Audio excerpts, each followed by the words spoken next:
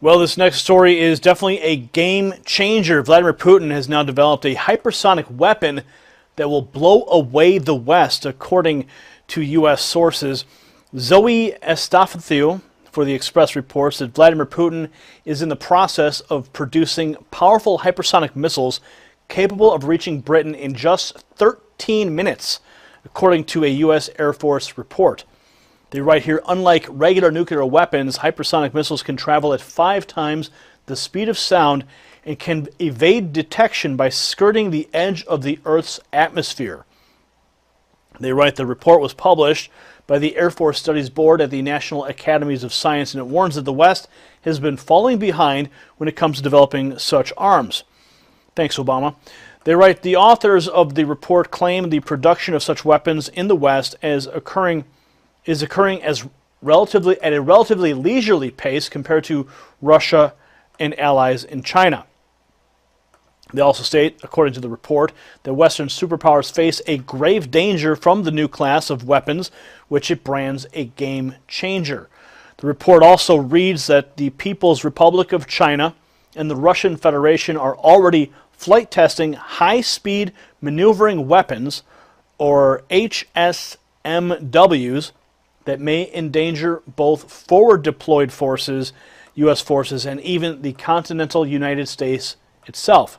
That's according to the executive summary of the report.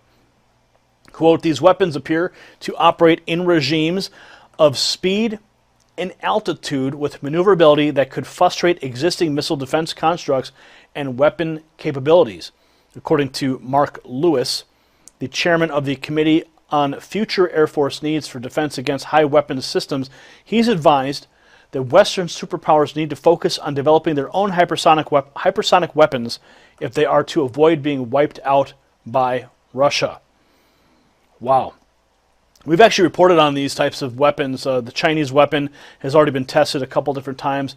Russia, we know they're developing theirs as well.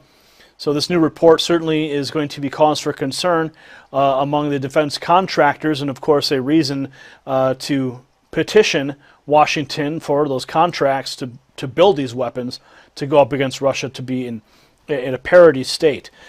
So what are your thoughts? Comment below, subscribe for updates. If you like what we're doing, give us a thumbs up and share this report on your social networks. For the Next News Network, I'm Gary Franchi.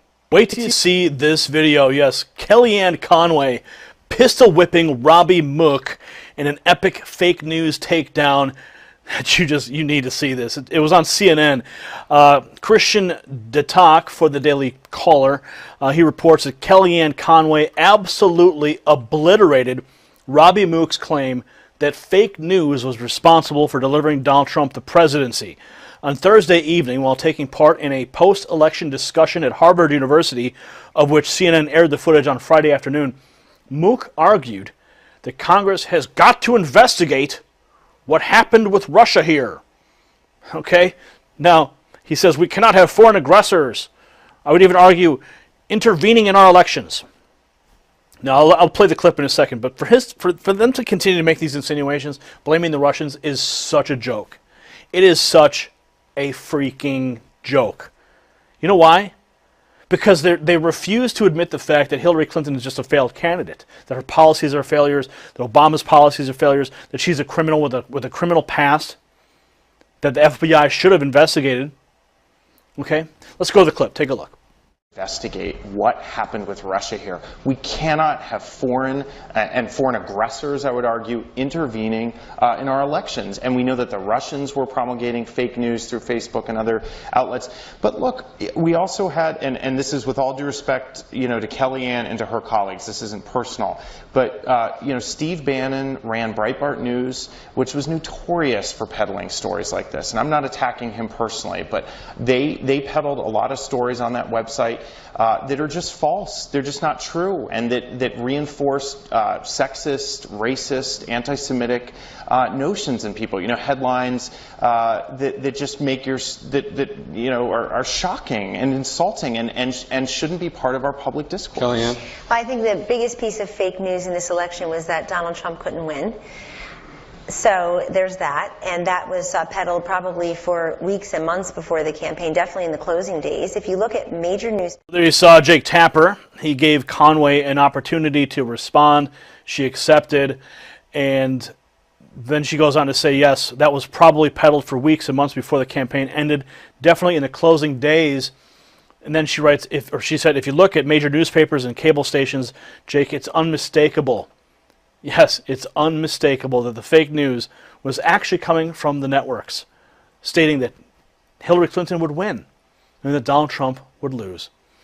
Epic takedown, no doubt. What are your thoughts? Comment below. Subscribe for updates. If you like what we're doing, give us a thumbs up and share this report on your social networks. For the Next News Network, I'm Gary Franchi. Jill Stein now admitting that there's no evidence of voter fraud, confirming it's a huge scam. The Conservative Tribune reports that former Green Party presidential nominee Jill Stein has been backing an effort to have recounts in Wisconsin, Michigan, and Pennsylvania, and has raised well over $7 million to initiate those recounts. The only problem is there was absolutely no evidence that any voter fraud was committed to warrant such a recount. They say it's something Stein herself admitted on CNN. Quote, no, Stein said when asked by CNN's Anderson Cooper if she had actual evidence of voter fraud. Quote, what we have are predictors that if tampering took place, that would be most likely discovered in the 3 states that we are looking. They write here, how convenient that those 3 states are the ones that locked in the presidency for Donald Trump. They write, but I'm sure that's just a coincidence. CNN Politic tweeted, Dr. Jill Stein, at this point there's no evidence that there's of fraud at the ballot box. Stein went on to compare her pointless recount to an airplane losing altitude and having safety nets. It was a very confusing analogy, but we really shouldn't expect anything else from someone who is running on the Green Party platform. Unreal. So she's admitting it.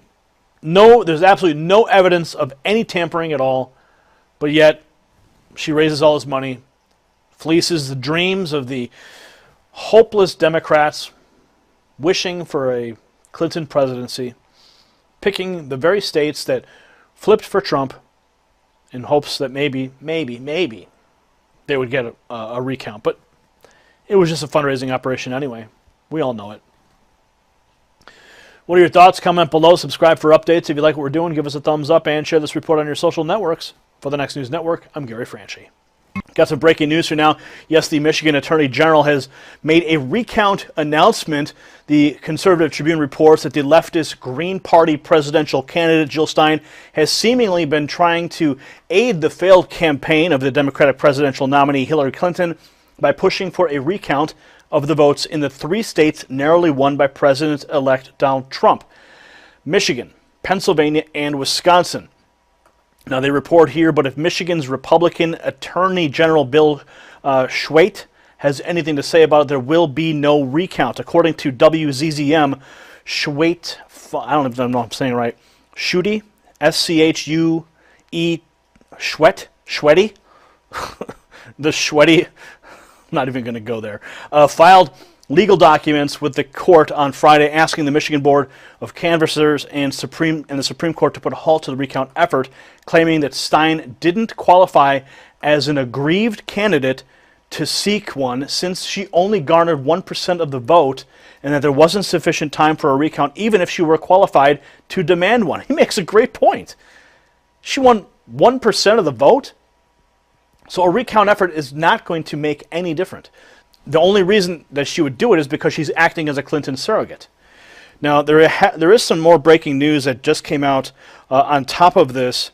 Let me see if I can pull it up for you real quick. Pull up my breaking news app. This is the recount news. There was definitely, President-elect Trump. President-elect Trump files lawsuit to block the Michigan recount. That was 2 hours ago.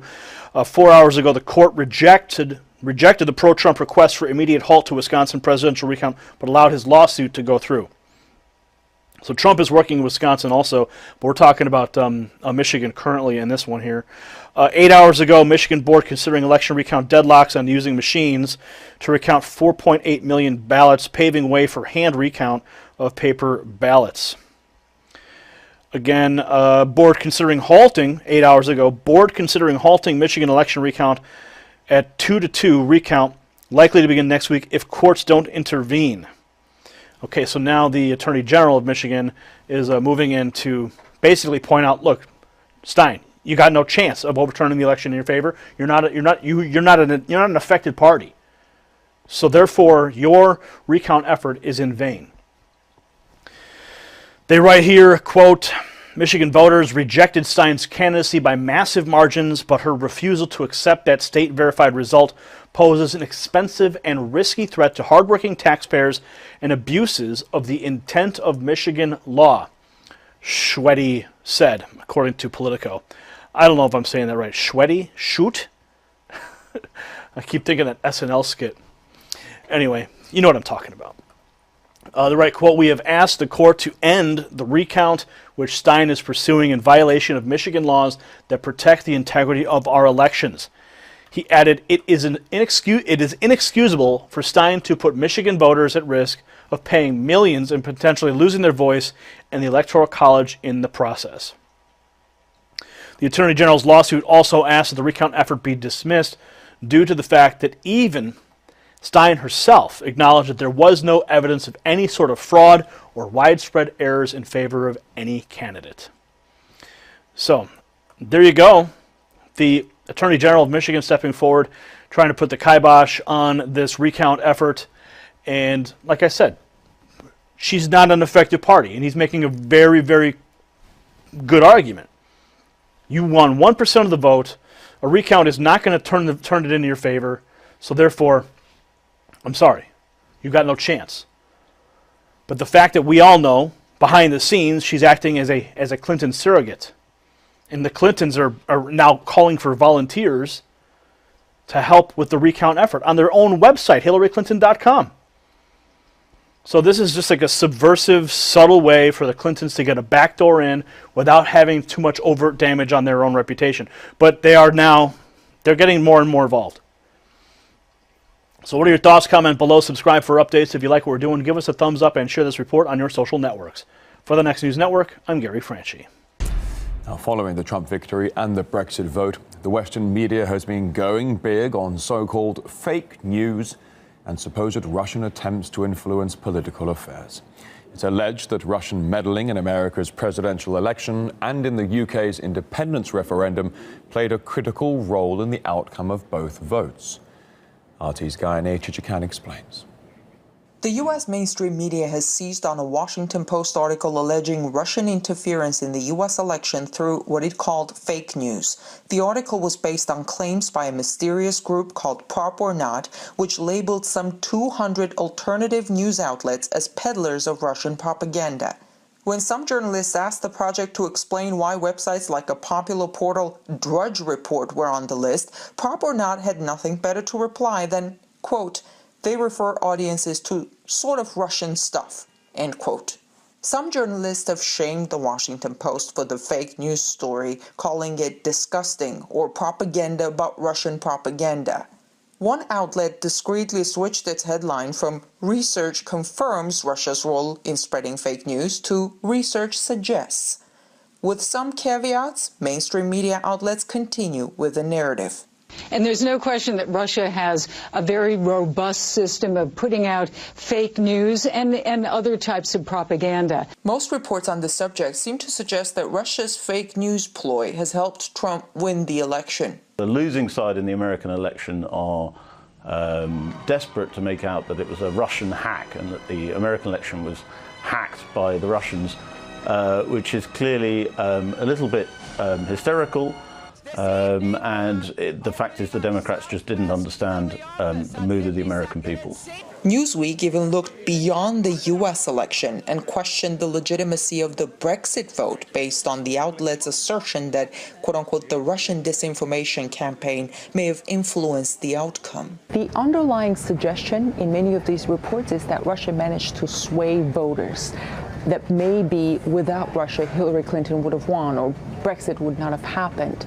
It creates an image of Russia as this all-powerful game changer, but that suggestion seems to disregard the ability of voters to think and decide for themselves. In Washington, I'm Ganesh Chakyan, RT.